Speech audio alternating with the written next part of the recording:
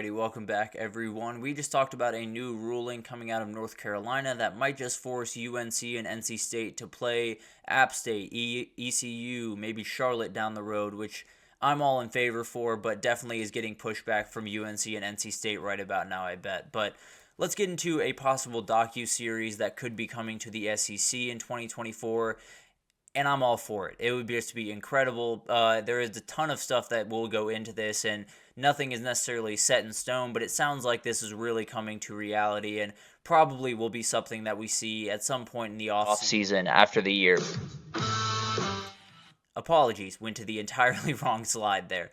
But it's a really, really cool thing, and I think it's one of those Drive to Survive or Full Swing type documentaries that they've done in the past around F1 and the PGA Tour, and I think it'd just be incredible to watch. When you talk about the SEC, it's going to be a fun season. There's no two ways about that. There's so many different talking points going into this season, so many different ways that you can kind of spin this. Now, one of the big things that I am a little bit wary of at times is you have to opt in to do this. And there are a lot of coaches in the SEC that are a little bit guarded, or a little bit, don't want everyone in their party because they don't trust everyone that walks in that door. So guys like, Steve Sarkisian or Kirby Smart or Kalen DeBoer, they might be a little bit more wary of signing off and letting people with cameras walk into their locker room and film some of the things. But at the end of the day, if we are able to get a lot of access to some of these big-time teams, I think it's just going to be incredible. There's so many talking points. There's so much that goes into this year. And I think it starts with Texas and OU.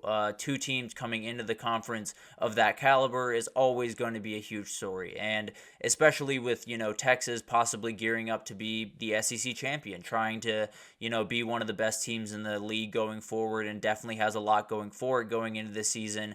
I think there's a ton to talk about there. And it'll be remarkable to see how those two teams adapt, and then see that in real time on the docuseries, possibly sometime in the offseason. And then you have teams like Missouri, who are trying to come back from a historic season, trying to get to the top of the SEC, where they haven't been in quite some time. And there's a number of teams that absolutely could make that leap this year. I think Tennessee is in that conversation. I think Oklahoma is a team to definitely watch, to possibly shock some people with what they can do. So that'll be fascinating to watch. The big one is Alabama without Nick Saban, right? I think we all look at this SEC season, and it's going to be really weird when that first game rolls around and it's not Nick Saban on the sideline in the Crimson. So that'll be a very, very fascinating thing. We'll get to see kind of how Kalen DeBoer goes about it compared to how Nick Saban went about it, and I'm sure there's a lot of differences between the two. So that'll be fascinating to watch. Definitely something that I'm very much looking forward to. Florida struggling and going through one of the weirdest times that a Power 5 program has gone through in quite some time, where you're getting sued from one direction and you have the toughest schedule in the country in another direction, and there's so much stuff going on around Florida and Billy Napier that I think that one's going to be a very, very interesting talking point, and maybe they shock the world and make it even better a talking point by going like 9-3 or doing something crazy, which would be absolutely awesome. But Tennessee breaking in Nico Iamaleava is someone that I absolutely think would be a huge talking point around this, because he's someone that looks like the guy, right? Everything that we've seen from him has been pretty glowing. Everyone feels like he is a huge player for them going forward, and Tennessee's been waiting on that guy. It felt like Hendon Hooker might have been, and then the ACL tear totally kind of torpedoed that season for Tennessee fans, and definitely not what they wanted. But Nico is a absolute breath of fresh air. He's someone that can totally flip around what Tennessee has done. Now, is it going to be in 2024? I'm not exactly so sure, but in 2025, 26, whatever it looks like, he's going to be a big-time player, and it's going to, really benefit Tennessee when he does become that player. And I think Tennessee is going to be one of the very interesting conversations where, can they get back to being an SEC power? Can they get back to the front of the table and be a team that people, worry about when they're on their schedule, rather than a team that you feel pretty confident in no matter where you're playing them? At least that's the way it's been in the past. And then Ole Miss is one of the biggest things in college football right now. The hype going into this year around Lane Kiffin and the Rebels is one of those things where You don't get it very often.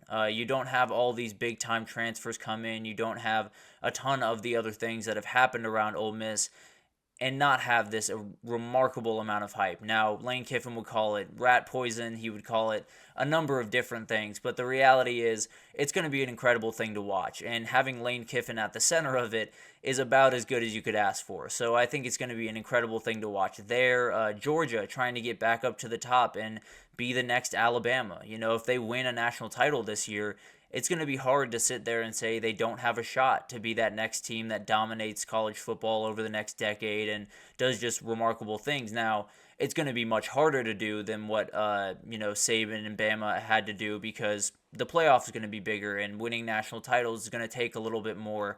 But the reality is, if a team's going to do it, it's going to be Georgia, and that would be the talking point of the entire Docuseries if they went on to win a national title this upcoming year. And then you have the battle between the quarterbacks in this conference between Carson Beck, Quinn Ewers, Jackson Dart, Jalen Milroe, and just a ton more quarterbacks in this conference that are going to be incredible. There's going to be some really, really good matchups, and some of those guys are going to be battling for the number one spot in the 2025 draft. Tons of guys in the SEC have claim to that spot right now. I think Quinn Ewers has a shot. I think Carson Beck has a shot. I think James Pierce Jr. has a really good shot. Kelvin Banks, Will Campbell, among others, absolutely could make their way up into that number one spot in the 2025 draft, and that'll be a really, really remarkable storyline to watch throughout the season. And then there's always, that chance for a Jaden Daniels type figure to pop up out of nowhere. Now, I'm not exactly sure where that will come from. I don't know if there's anyone that necessarily fully jumps off the page to me as being that guy. Maybe Nico Iamaleava can be that guy, but I'm already watching him fairly closely, to be totally honest with you. So I think it's one of those things where we'll take college football any way we can get it. I think we can all agree on that. It's something that I'll take it, in May. I'll take it in June. I don't care. I just want as much college football as possible. So for me, when, this type of thing comes out and you hear about a possible docuseries or you hear about behind the scenes or that type of thing, I just absolutely eat it up. So I don't care necessarily when this comes out. I'm sure it'll be sometime in the offseason as the PGA Tour and the Drive to Survive has done in the past.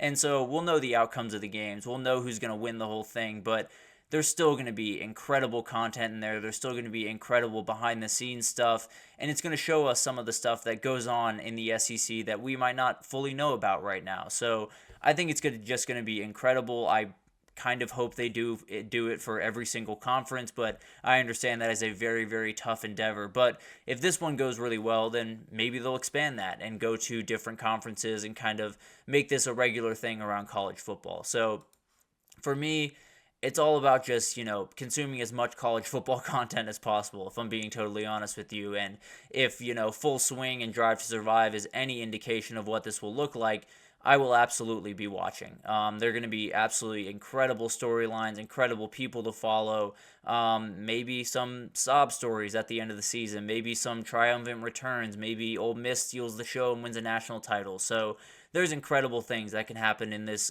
conference in particular, and I just cannot wait to see what all the behind the scenes are to this season that is coming up. But we'll take our final break here, and when we come back, we have a Hot Take Thursday for you guys, and we're going to get into the Big 12 and how I think some teams are going to get roughed up on their way to the conference title. So we'll break that down right after this, so stick with us.